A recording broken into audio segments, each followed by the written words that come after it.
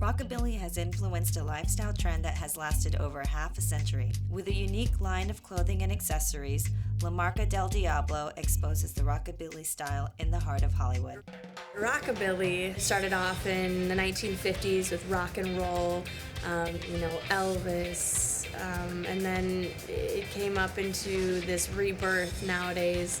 It's called rockabilly, so rock and roll kind of meets like a country western, sort of hillbilly, fast cars, motorcycles, 1950 Mercury, beautiful, restored, Betty Page and Marilyn Monroe sort of looking women.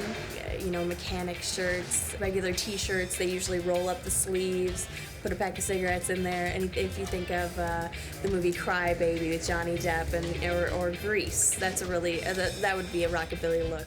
La Marca del Diablo, or the Mark of the Devil, carries an exclusive Mexican icon-influenced clothing line, hard to find anywhere else in the city. The clothing line is all rockabilly and Grease are influenced. I think I incorporate Mexican designs into the clothes to make it more universal. A lot of the designs are universal themselves and not just one nation.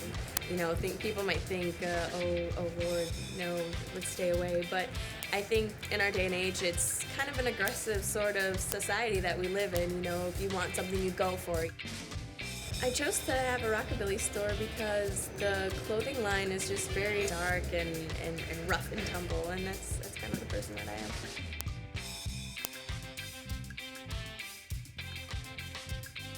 Since its notable popularity revival in the 1980s, the rockabilly subculture has evolved through the times.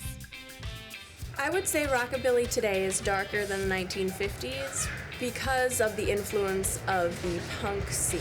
I think that punk is a very hardcore scene, and a lot of people that listen to, rock and roll, rockabilly, also listen to punk. Scene influences, I would say rock and roll definitely, so Brian Setzer, maybe the Stray Cats, and then you go all the way into punk. Which is you get like a crossover into psychobilly, which is a cross between rockabilly and punk, and like a little bit of hard drum beat.